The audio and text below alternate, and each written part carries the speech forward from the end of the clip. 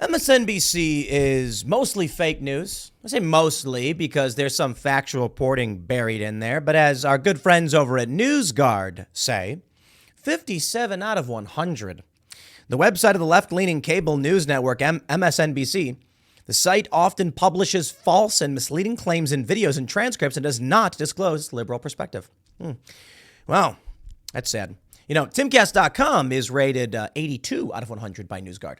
And the only reason they dinged us 18 points, by the way, like a fifth, is because we quoted Donald Trump in a fact-based news article. Yeah, you know, apparently they just want to smear people's names, and it is what it is. But at the very least, I can say, oh, but we're rated higher than MSNBC. Well, here's some of the news that's going around this morning. Myocarditis is trending as a viral clip from MSNBC is starting to make the rounds. It was posted a couple days ago where Yasmin Vesuvian, an MSNBC host, says, sorry that I've been out for so long. Apparently, it's been a month. She says, I've developed pericarditis and myocarditis. And lo and behold, it was from the common cold. Okay. Well, of course, people are certainly having their reactions to this video. People on the right are saying that it was the vaccine that caused it. You know, if the doctor told her it was a cold that caused it, I got to be honest, I checked into this and I went to the Wayback Machine, checked the archives, and it has long been known, at least from what I can find on the internet, I'm not a doctor, that you can get myocarditis from a cold. So considering that, we also know that myocarditis can be caused literally by COVID. And then, of course, the CDC actually warns on their website, myocarditis and pericarditis after receipt of mRNA COVID-19 vaccines among adolescents and young adults, saying typically among the people they've seen who've developed myocarditis and pericarditis from the vaccine, it's adolescent young men. But of course, there's people who just don't believe that Yasmin Vesuvian's myocarditis and pericarditis was caused by anything other than the vaccine. I'm not here to tell you what it is. And as I always say, don't get medical advice from me. Make sure you have a doctor you know and trust. But let's break down why people are talking about it. And here's what I said. Somewhat jokingly, but not entirely. I said, what? This has to be anti-vax propaganda. She gets two extremely rare side effects the vaccine can cause and then says, oop, just a cold. And then goes on MSNBC knowing it's going to fuel anti-vax conspiracy theories. Yasmin anti-vaxxer confirmed. Here's my point. Why did MSNBC do a 10-minute segment, 9-minute, talking with a doctor explaining all of this? They have to know it will result in people blaming the vaccine. Let me play for you some of what she says, because I do think it's very, very interesting. All right, welcome back, everybody. I know from my Twitter feed that many of you have wondered why I have been off the air for a little while. Well, I have been dealing with a little bit of a health scare. On December 20th, I began to feel chest pains, and they waxed and waned over a period of 10 days. I wasn't quite sure what to make of it, but as they continued to get worse, I started to think something was actually wrong. It was December 30th when I finally went to an urgent care and was told I had reflux. I didn't really buy it, but I was relieved it wasn't my heart. My body, though, was pretty certain not to believe the reflux. I want to pause real quick and just say, here's a question. Why does it seem like she's lying? You know what I mean? Like, it seems like someone wrote a script and she's reading it. I mean, probably that's what she's doing, but it's just so weird. Why can't these people turn the camera on and just tell a story? The other day, this past weekend, we went down to the casino. We were playing Texas Hold'em, and it was a whole lot of fun. There was a guy there. Guy brought a dog, and then he went, all in with $100, and he didn't even look at his cards. Like, why can't you just tell a story? It actually happened, by the way. It was a lot of fun. I love these games. Not that I'm very good, but why can't you just tell a story and be honest? But I want to point something out, right? So you can understand the context as we watch more of this video. She said, December 20th, I felt chest pains. So this means what? Did you get a cold 3 days prior? What's the incubation period for a cold before you start feeling the symptoms? So especially something like myocarditis. So December 20th, you're getting heart pains, chest pains. They said it was reflux. She says, I don't buy it. You got a cold a month and a half ago. You still have that cold? Is that what you're saying? Well, let's play. Let's ask these questions. Next day, on December 30th, I woke up with severe pains, both in my chest and in my left shoulder, and it was like a tightening in my chest when I took deep breaths. That got worse when I was laying flat. I knew enough at that moment to understand that it could mean, could is the key word here, that I was having a heart attack, especially because it was happening in the left part of my shoulder. I want to remind you, I run 7 miles 3 to 4 times a week, or I did. I do yoga. I don't eat meat. I don't smoke. I drink occasionally, not right now, though, because my doctor tells me I can't. Aside from probably not getting enough sleep and working too much, I'm a pretty healthy person. But on that day, I was anything but. Let me just point out, though, shout out to our friend Luke Rutkowski. She eating those seed oils? You know, those seed oils. Oh, I hear those will get you. My husband drove me to the emergency room, and from there, the nightmare that has been my January began. I was diagnosed with pericarditis, inflammation of the lining of my heart, brought on by a virus, a literal common cold. I also had fluid around my heart that had to be drained, or else it could hinder the beating of my heart. I was hospitalized for 4 nights and transferred from a local hospital to NYU Langone here in New York City. Now, look, I'm not a doctor, so I don't know. Perhaps if you get a cold, you know, I don't know about you guys, but when I get a cold, it lasts about 3 days. The way it goes for me is I'll start to feel like I may be getting sick. Then the next day, I'm sick. Then the next day, I feel like I was sick. And the next day, I'm just mostly better and don't really notice. That's just me. I guess the sickest I've been in a while was COVID back in, this is 2021, I think it was it? End of 2021? And then last week, I lost my voice. A lot of people got sick. I mean, we've been hearing a lot of people are getting a cough and getting sick. Maybe it's, you know, COVID or something going around. Could just be a cold. These things happen. I never ended up feeling really sick. I just lost my voice for a few days, which is really, really annoying. And it may be completely unrelated. But that actually lasted a while. It did. It was like a week. And that was frustrating. Well, it was like 5 days or 6 days. So my question is, like, I don't know how long myocarditis and pericarditis can last from a cold. It sounds weird to me that she got a cold on December 20th, and it's January 28th. They're publishing this video saying she still is suffering from this. Let's play more. On January 4th, I was finally discharged after doctors drained the fluid around my heart, and I bounced out of the hospital. I couldn't get out of there fast enough with the hopes I was on the mend. But that was not the end. 3 days later, I was readmitted when I felt a flutter in my heart, like a butterfly. It was inside my chest. They determined I had developed myocarditis, inflammation of the actual heart now. So hold on. They treat your pericarditis, they drain the fluid, you leave, and then later you still have the cold? Like, come on. Okay, hold on. Maybe there's something about this not eating meat. I eat tons of meat, okay? I joke that I'm a carnitarian. I don't eat vegetables because whenever we go out to eat and I order food, it's like I eat all the meat and the vegetables remain. And that's actually kind of a problem. Probably need to eat more vegetables. But hold on. How did you get myocarditis 3 weeks after getting a cold? I mean, seriously, I'm not a doctor. I don't know. Is that possible? Here's what I got to do. I got to call a medical expert, maybe Joe Rogan, and ask him, can you have a cold for 3 weeks that causes this? And I'm not being facetious about calling Joe Rogan. I'm not literally going to call Joe. But I am genuinely curious to know, would a cold persist for this long and trigger another heart condition? So I remember being shepherded through the emergency room and wondering, is this it? It wasn't, thank God. Instead, I spent 5 more days in the hospital where they ran a battery of tests, adjusted my meds, and made sure nothing else was fueling what was happening. And in fact, in the end, it was still just the cold that was doing all of this, that had caused all of this inflammation in and around my heart. Since then, this thing has continued. Okay, my question is this. I've never heard a story like this. I'm sorry. Yasmin Vesuvian, how old is she? She late 30s or something? I don't know how old she is. Maybe it's just me, but I'm not familiar with stories of people having a common cold for a month. Maybe it was COVID, because we did hear from Joe Scarborough. He said he was sick for a month with COVID. And Micah Brzezinski said, no, it was 3 months. And that makes more sense to me. Crazy, insane, novel coronavirus with mutations or whatever is going on. I mean, like natural evolution stuff, not, gain of function. But there's a bunch of new variants, and maybe this one lingers, and maybe that's what she had, but they're telling her it's the cold. Maybe. Maybe the vaccine caused it. CDC says it's mostly in young men. Myocarditis and pericarditis after mRNA COVID-19 vaccines among adolescents and young adults. So I don't know. She's not an adolescent or a young adult. She's not a dude.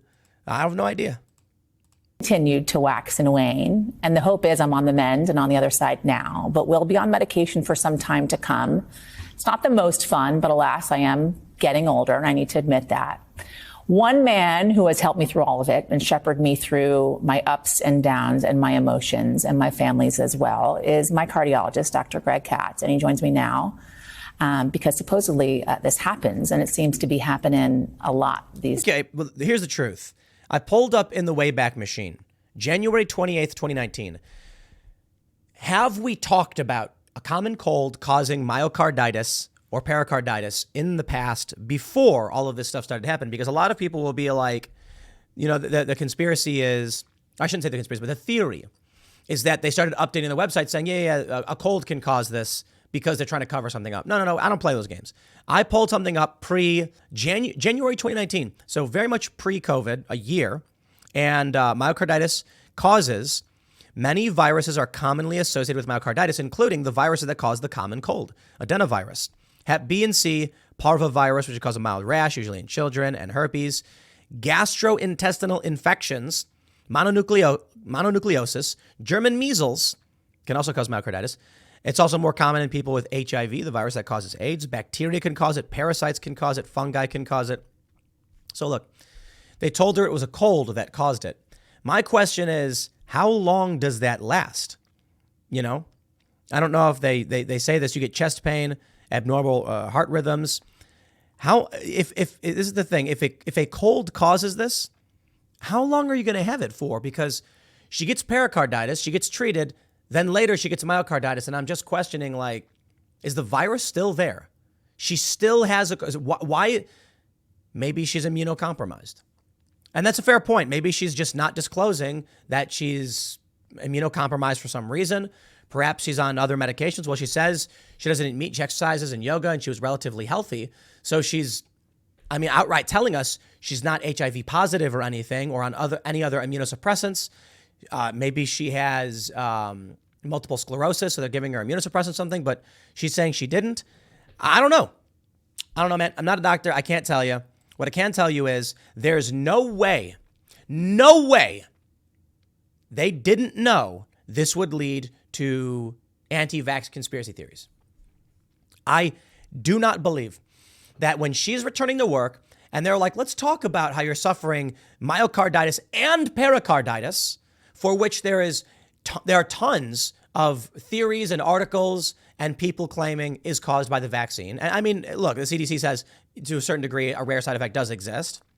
And then let's do a full segment with a cardiologist and say, you just have a cold for a month and a half. And they didn't, you mean, no, okay, no way.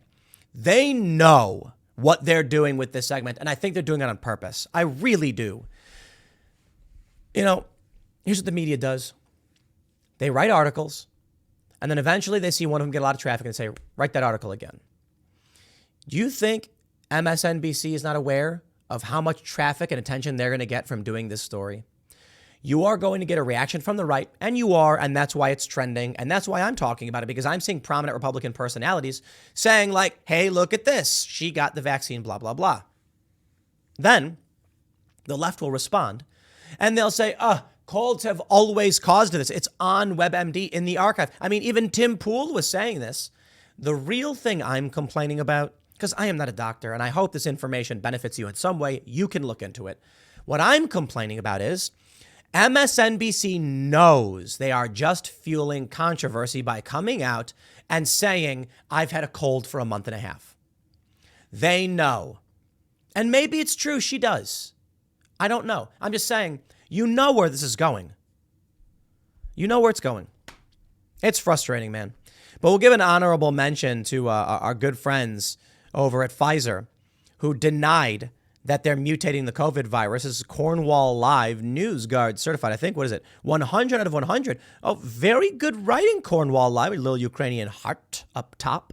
But the Weather Channel has something else to say. Pfizer admits to engineering new COVID mutations. Here's why they're doing it. Okay, the Weather Channel India and IBM Business, the Times of India. You see, here's the funny thing. NewsGuard certifies the Weather Channel as 95 out of 100. And the Weather Channel runs stories like this, saying outright. Now, they're making a decent argument for why they do. They're not saying they do gain of function. They're not saying they're intentionally evolving the virus. Someone super chatted us this on Timcast IRL last night because we were talking about it. They said what they do is they put the virus in a petri dish with the antiviral and then watch it do its thing until eventually it struggles, the antiviral stops working, and then say, okay, at a certain point, it will become, immune to this or whatever. I am no psychic. I do not know the future. I can only tell you that the media manipulates you. They lie, cheat, and steal. And I feel that this segment was intended to invoke controversy because you're going to get people who are Democrats or on the left or otherwise who are just going to be like, this is totally normal. It's totally normal. I mentioned I was at the casino, right? And I'm playing Hold'em. Actually, for as bad as I am, actually not that bad. I was making money, just enough. And that's all that really matters, I guess, if you're like your chips are going up. But they're watching football the other day, and I asked the guys, because it's a bunch of random people I don't know, what do you think about that DeMar Hamlin thing? That, he's like, shows up at the game. And then immediately one guy just like, it's the weirdest thing ever. Immediately he's like, that's stupid. That's nothing. That never happened. And I was like, what? Like, calm down. Like, I was like, I'm just asking, like people were saying like he shows up, he's got a mask and glasses on and a hood and you can't see his face. That was him. That was him. And I'm like, why are you so hell bent on just saying that was him instead of just being like, oh yeah, it's weird, huh? That's the weirdest thing to me. Like there is a fervent defense of the machine. They have to be telling the truth no matter what. Nothing is questionable. Nothing. It's just, I was like, he's like, where are you getting your news from? I was like, it's on TMZ. Oh, they're reputable. I'm like, dude, celebrity gossip site said it was weird that a guy showed up with mask, glasses, and a hoodie on, and you couldn't see it was him, and they filmed him inside. Like, I think it's a funny story. No, that was him. That was him. And I'm like, you don't have any ounce of skepticism. You don't have, there's not a single morsel of questioning the corporate press or the PR. Like, man, these people are exactly why marketing works. You go to them and say, I'm trustworthy salesperson. My drink is delicious. That's a fact. And they're like, wow, it is? And they drink it and go, it tastes terrible to me, but he said it was delicious. It's amazing. I think this segment from MSNBC is intended to manipulate and generate controversy. I do. Especially with everything going on with Veritas, with Pfizer. They want the clicks, baby. They want the clicks, and they know they're going to get it. And that, to me, that's one of the biggest problems we face with media. Now, of course, the other reality is, maybe they're trying to cover something up. That's the other theory. The reason they're doing this segment, and I think this is too much for me, but there are people who think they do a segment like this so that anyone who's suffering from pericarditis or myocarditis, potentially from the vaccine, will be told, it's just the common cold that does it. And they're like, wow, my heart problems and the medication I've got to take for the next month are just because I got a cold that lasts for 2 months. Or whatever. I don't know, man. Look, I'm a doctor. I'm a guy who called Joe Rogan for medical advice. Don't take medical advice from me because I'm getting it from Joe Rogan. I'm always dragging Joe into these things. Sorry, Joe. But it's funny. It's a funny idea that, like, I get sick and then I'm like, comedian, help me. And, that's the joke. All right. Calm down. Media matters. You're freaking out. But a lot of people think that this will, I guess,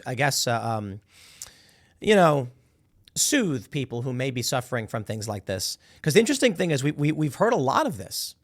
There was a Vosh, the leftist, apparently had a segment a while ago where he talked about how he was having chest pains and it was really difficult for him to work. I don't know if he still is, but it's like, it's a potential side effect in young men. It's possible. I mean, he's not an adolescent. He is an adult human male, but he's still relatively young. I'm not gonna give you any medical answers, my friend. My friends, the only thing I can see is my perspective is based on how the media lies, cheats, and steals to gain power, to make money. And that's what I think they're doing right now. I don't think it's a grand conspiracy. I don't think Pfizer went to them and say, do this. I think they said, ooh, this one's going to generate controversy and get all the internet talking about it. And the right's going to get mad and the left's going to get mad. And then everyone's going to reference us and we're going to get traffic. We're going to sell ads and we're going to make money. Or to hammer everything looks like a nail. And to me, having worked in media and having media criticism be one of the principal motivators for me, it could just be that my perspective is based on how the media lies, cheats, and steals to manipulate all of you. And in reality, it may be based entirely on something else. So you know what? Maybe the conspiracy theorists are right. Or not. I don't know. Maybe. The only thing I can say is this. I hope the information benefits you in some way and you can dig into it, apply it to what you know, talk to your trusted medical professional about your medical issues, and maybe get some better answers and understand these things better. In the meantime, I can just tell you about my criticisms and that I think the media is full of it. I'll leave it there. Next segment's coming up at 1 p.m. on this channel. Thanks for hanging out, and I will see you all then.